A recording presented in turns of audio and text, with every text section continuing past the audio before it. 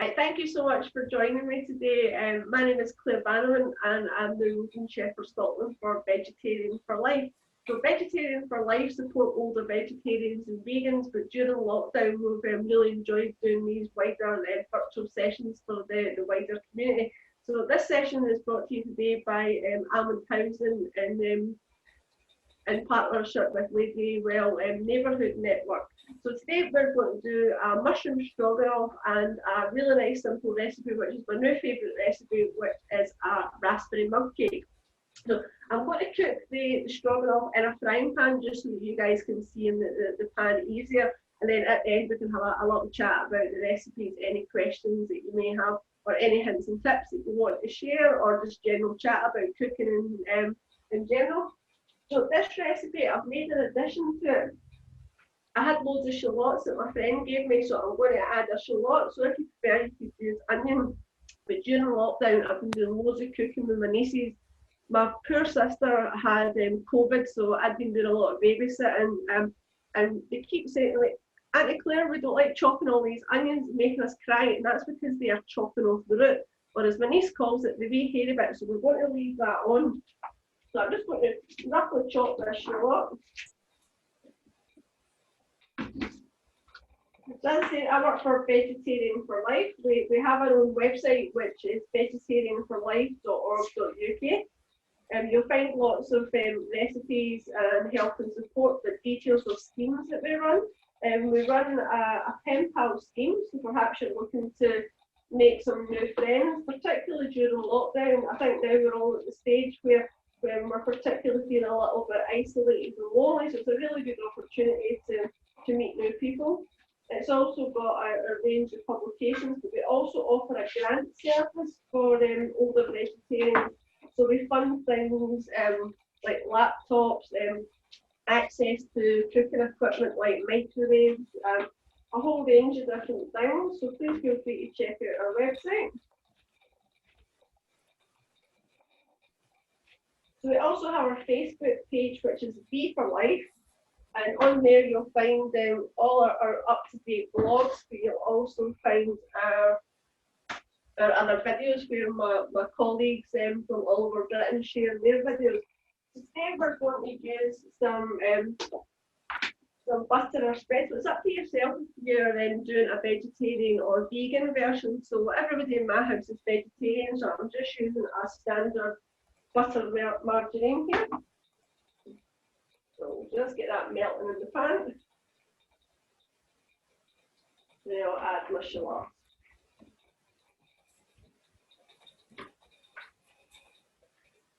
So the recipe calls for quite. I've actually halved the recipe that I'm doing today because there's only 2 of us in the house. I like to use a mix of mushrooms for this recipe. So I've got some standard button mushrooms, but I also like to use chestnut mushrooms because I think they've got a lot more flavour. The good thing about chestnut mushrooms is they're high in vitamin D, and current research has shown that a diet that's high in vitamin D is really good for your bone health, but also your overall well-being. And they're now reckoning that if you've got a diet high in vitamin D, it will reduce your risk of COVID. So that's something that's worth knowing. So just getting that shallot sweating off. So again, it's just completely optional to add this shallot. If you prefer, you could add onions. This would also work well with leeks or spring onions as well. So Mum's got really bad arthritis. She finds it particularly hard to peel and chop things like onions. So she uses frozen onions, and you can just pop them in the pan straight from the freezer. So get that frying off. And we'll just roughly chop these mushrooms down.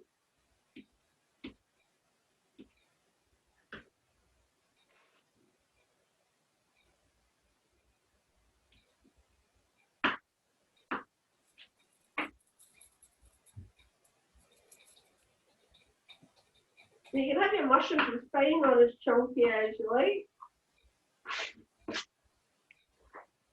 I'll go ahead and add the rest of them.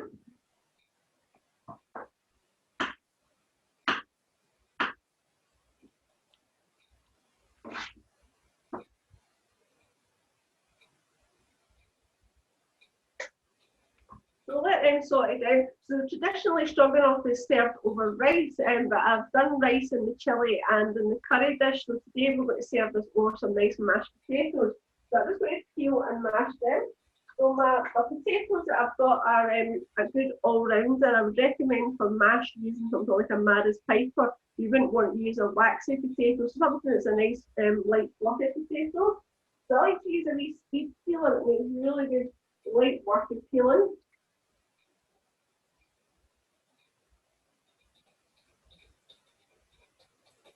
So when you boil your potatoes, ideally you want to put them in a pan of cold water and then bring that up to the boil for about 20 minutes. So just for demo purposes today, I'm just going to use water straight from the kettle just to speed things up. So I'm just roughly chopping that potato.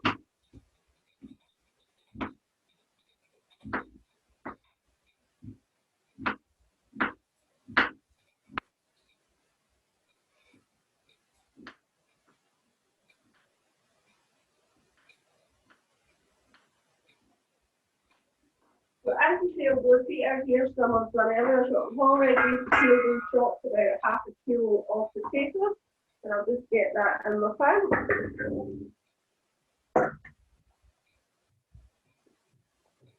So I say just to speed things up, I'm using water directly from the kettle.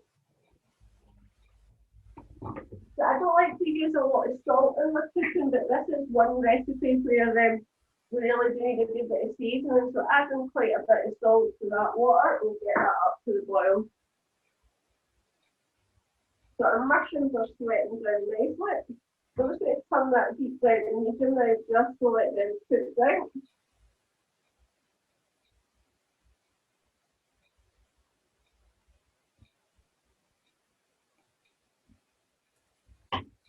So just when you're softening off, I'm just going to make a start on the mug cake, but I'm going to just swap over my chopping board here.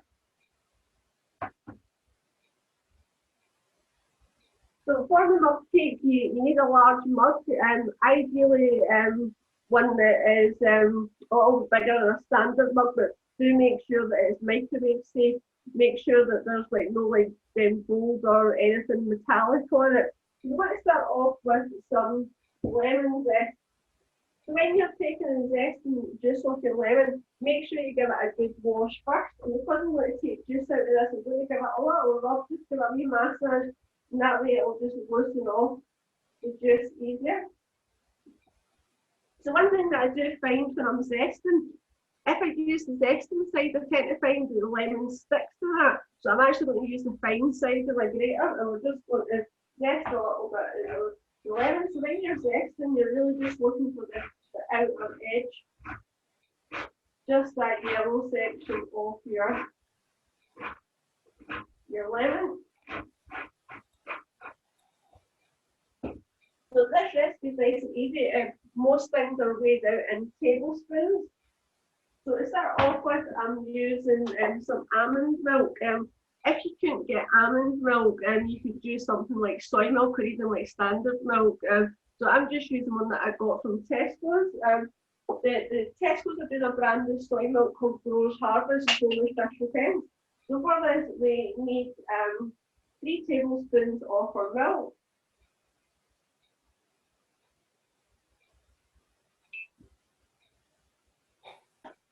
Then I'm going to pop that lemon zest in. And then just chop that lemon in half. And what I find to get the lemon juice out easy is if you just give the lemon a little trick with your knife and then just give it a big squeeze. So we're looking for about a teaspoon of lemon juice there. So what will happen here is the lemon juice will start to like curdle that milk. It's almost like we're making our own buttermilk here. So we'll just set that to the side and we'll come back to that. So to get a nice bit of flavour in our stroganoff, I'm going to use garlic. So this is one that I've been getting from a local Tesco. It's called large garlic. So it's not actually the bulb that's large, it's the individual cloves, and these are fantastic for cooking. So the recipe for this portion calls for 1 garlic, but I like mine really garlicky, so I'm going to add 2. The easiest way to get into your garlic is just to lean on it. And then we'll take 2 of these nice big cloves out.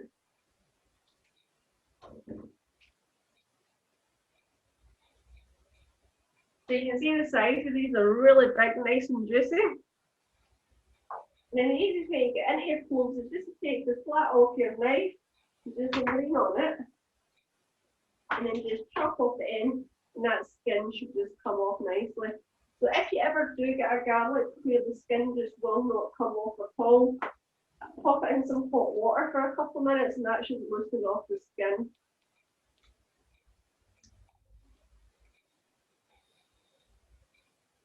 So that's the potatoes just starting to come up to the boil now. So I'm just going to pop a lid on them and set a timer for them. So we're looking for them to boil for about 18 to 20 minutes. So I'll just set a timer on my phone there.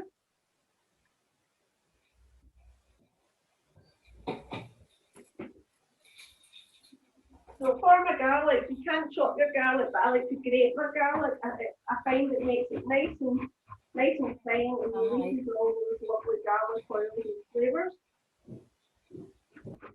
So as I was saying, my mum finds it particularly hard to peel and chop, so she uses the lazy garlic. That's absolutely fine for this as well. You would normally find that in a little jar or a tube.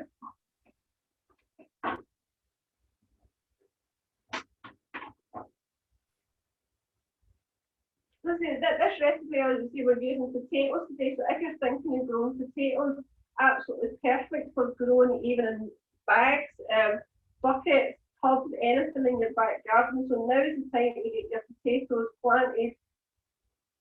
So we're also using parsley. So parsley is something that grows so easily on your windowsill, or if you've grown it out in your garden, now's the time of year to get your parsley planted. So our mushrooms have sweated down nicely now. So I'm going to go ahead and add the double cream. So this is quite a rich, luxurious dish. So if you were vegan, you would use the soy cream for this. So I'm just using the standard double cream here.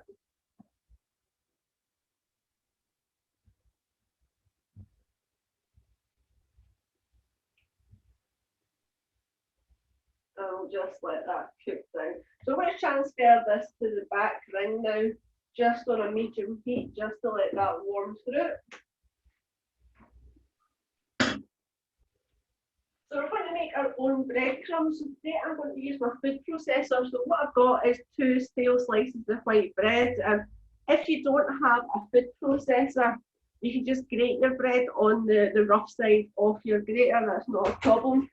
Ideally, your bread should be stale for this. So if you don't have stale bread, you can just lightly toast it first, and that makes it a bit easier to grate or to pop through your food processor. So today I'm going to use my food processor. So my potatoes are really up at the boil now, so I'm just going to turn the heat down on them just to let them simmer away. So I'll just slice up my stale bread and just pop that into my food processor. So we're going to make a nice herbie crumb here. So what I'm using is flat leaf parsley. You can really use any herb that you like here. Chives would be particularly nice in this. Some people like the combination of mushroom and tarragon. That works really well together. Sage is nice. Some people like to serve this dish with fish, so they use dill. So it's completely up to yourself what green herb you use, but I would tend to use fresh herbs. So your flat leaf parsley is a really mild, versatile herb that goes well with loads of different dishes. So one thing, if you are using a bag from your supermarket, make sure you wash it before you use it. If you find that you've got loads of fresh herbs left over that are going to go past their use by, you can chop them up, add a little bit of water and oil, and then freeze them in ice cube trays. Then just pop them out and keep them in a freezer bag, and then you can add them to soups, stews, casseroles as you need. So we'll just add, we're going to use the stock and the waste here. We'll add a handful to our blender. And then it's going to get noisy just for a few moments, guys. So just excuse me while I blitz this.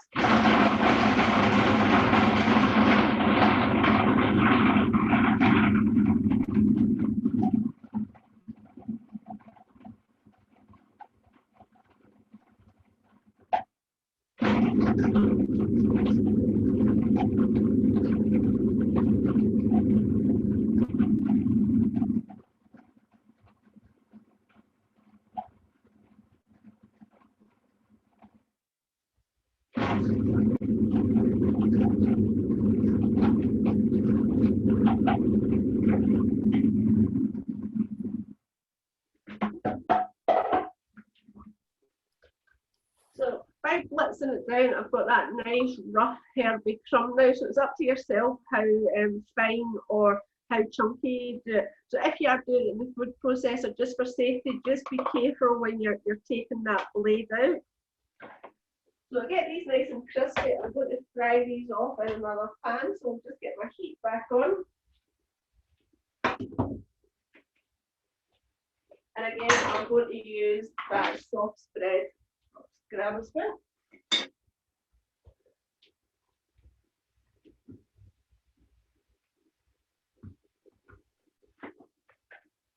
So we'll get these breadcrumbs nice and toasty. So making breadcrumbs is a great way to use up the outside of your bread. So many people just throw that away.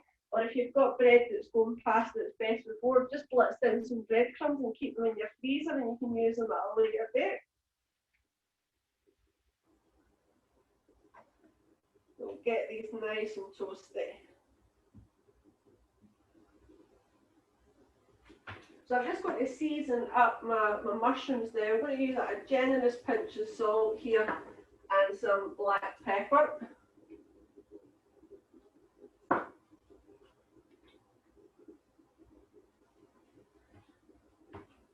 So that cream's starting to reduce down nicely. So this is the kind of thing you can experiment with and add loads of different things to it. If you've got spinach, you could prop spinach in this. What my sister likes to do is put some mixed peppers in it. So it really is a dish that you can experiment with and add other soft vegetables. Courgette would be nice in this as well. So courgette is something loads of people grow in the summertime, and they end up with absolutely loads of them. And one thing that my sister loves to do with them is to make courgette cake, something I had never tried before, and it's absolutely delicious. So crank up the heat there to get these nice and toasty.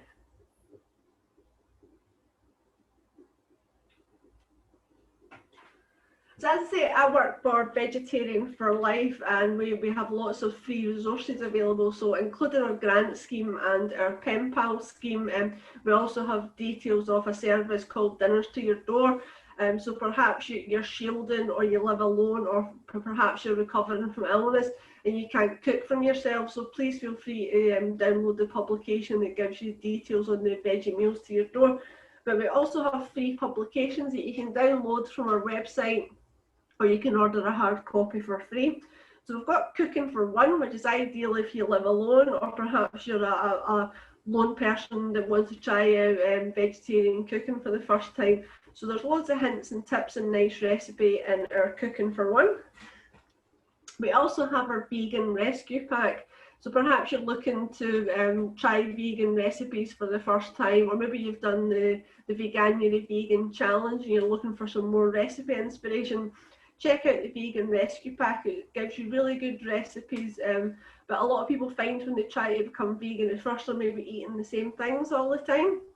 So the Vegan Rescue Pack has got a good menu planner in it as well. Gives you loads of information on how to become vegan. Tells you what a vegan will eat, and more importantly, what they won't eat. So we also have a range of baking videos available on our Facebook page. As I said, is V for Life. You'll find a couple of the baking videos there.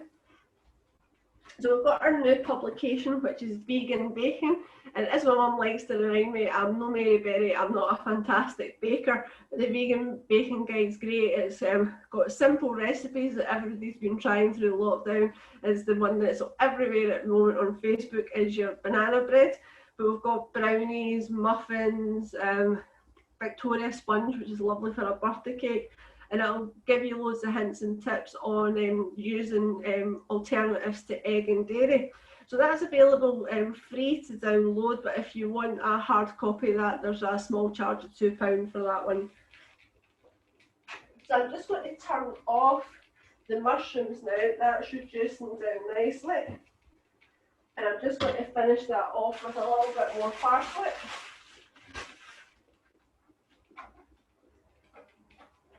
So as I say, really any soft green herb will go well with this. And we'll pop that in.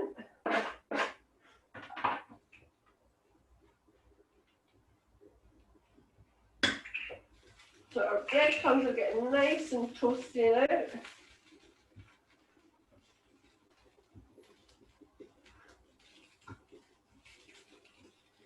So I'm just going to turn the heat off on that and just let that finish cooking off.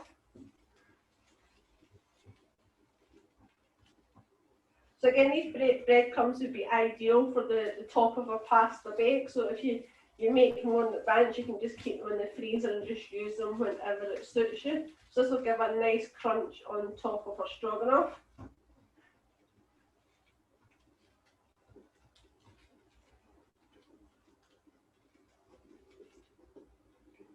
So if you're feeling a little bit more adventurous, check out our Facebook page where my colleague Ollie, he has a cheese making video. So if you ever fancy trying your hand at making some vegan cheese, please feel free to check out Ollie's video.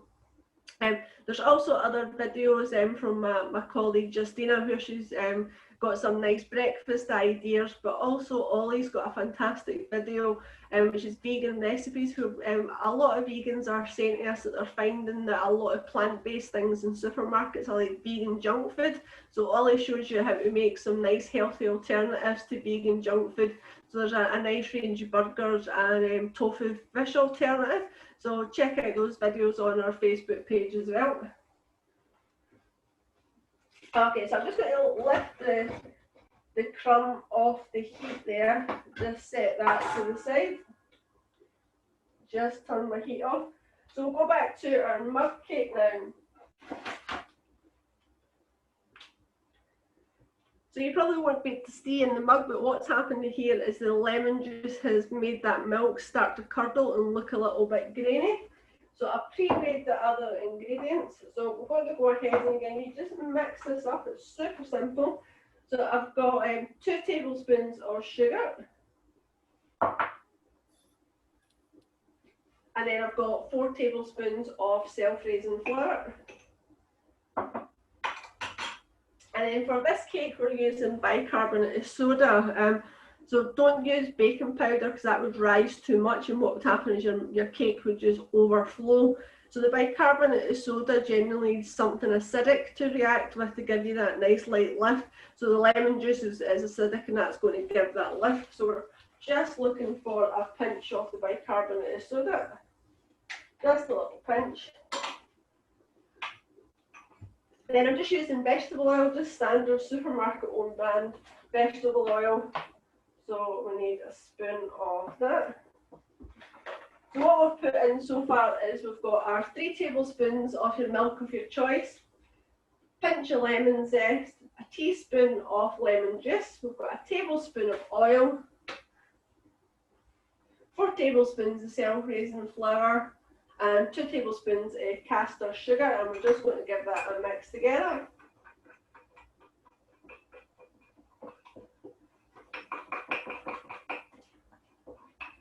Just make sure you're using a microwave safe mug here. So I'm using raspberries in this today, and you could use really any soft fruit you like, or you could use chocolate chips in this. Made this with chocolate before, so if you're doing one with chocolate chips, it's quite nice to put a wee splash of vanilla extract in that. So this gives you quite a nice thick cake batter.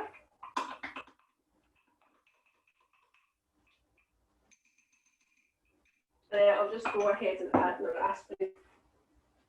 So of course raspberries are best grown in Scotland and are best grown in the summertime, but my local supermarket seems to be doing really nice raspberries at the moment, and they're within our budget, so you can still get nice soft fruit at this time of year. But you could use frozen fruit for this, that would be absolutely fine. Something like blueberries or cherries would work well too. So we're just going to pop 6 in. And then just give them a little poke down. So everybody's microwave will be different, but my microwave generally will do a mug cake this size in 1.5 minutes. So we'll pop that in.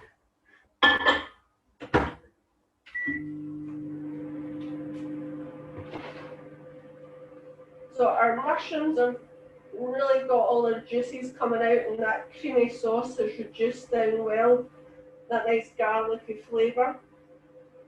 So this is what I often like to do with this if I've opened up a bag of spinach for whatever reason during the week, and I've got leftover spinach. It's really nice to just stir some spinach through this. And spinach is another great frozen ingredient. Being vegetarian, I quite often have bags of frozen veg in my freezer that you can just take out and chuck into your soups and stews when you're making them. So the potatoes have just got another 3 minutes to go there.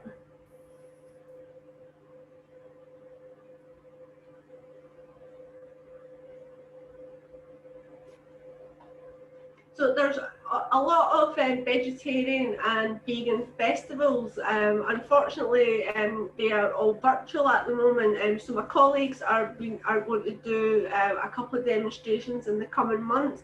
So they will be on our Facebook page as well. The theme for this month is fitness and well-being.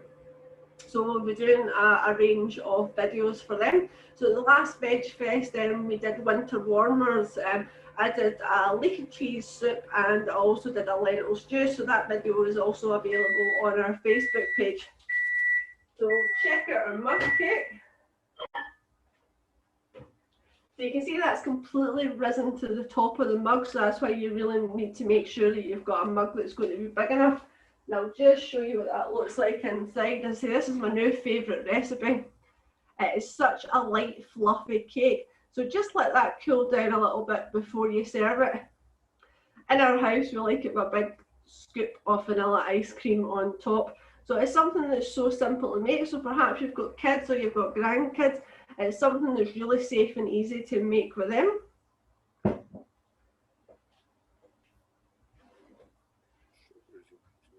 So our mushrooms are just reducing down nicely there. Nice thick creamy sauce.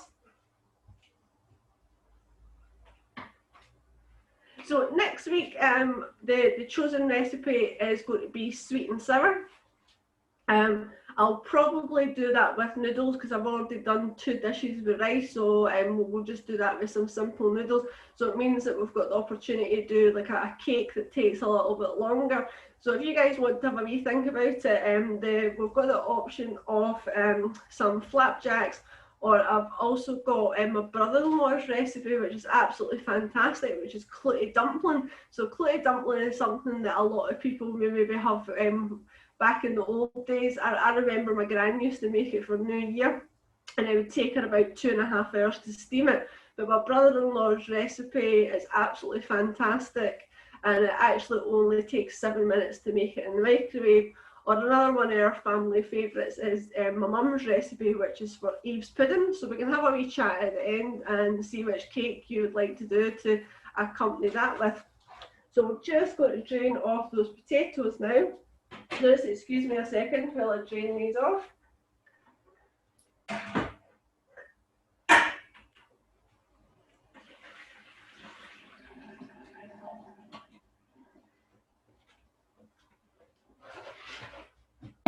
So I'm going to put my pan back on a high heat. And for this, I'm just using standard milk. So we're letting our potatoes drain off, and we just want to get that milk warm through it. And we'll add our boiled potatoes back in. Then again, I'm going to season this a little bit more. And it's up to yourself if you want extra herbs. You can add your parsley through your potatoes as well. As I say, my friend from Poland, he loves to put dill through his mashed potatoes, but I'm not really a fan of dill, so it's completely up to yourself what herbs you like to use here. Mashing that down.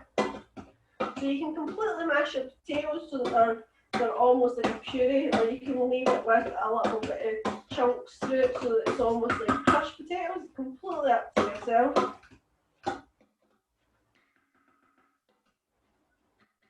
I've kept back a little bit of the cream, so just for a little bit extra richness in our potatoes, just stir through that little bit of cream. This definitely isn't a dish for you if you're on a diet. Okay, so we can go ahead and serve now. I'm just going to serve this in a nice open bowl.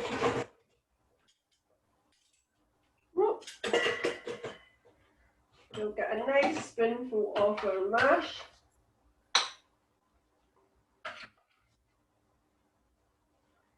So this is the type of dish that you can make in advance as well. You could use up leftover mashed potatoes, and the mushrooms themselves, they will keep in your fridge for 2 to 3 days, no problem at all once you've cooked this recipe. And then I'll just top off with those lovely crispy breadcrumbs. So there you have it, that is my mushroom mash stroganoff, along with my raspberry mug cake. So I'm definitely going to be enjoying this with a cup of tea once we finish here. So thank you so much for joining me today, guys, for our first live session. It was lovely to meet you guys. So please feel free to ask any questions, or if you want to give us any feedback on what dessert you would like to cook next week, please don't be shy. So if you just want to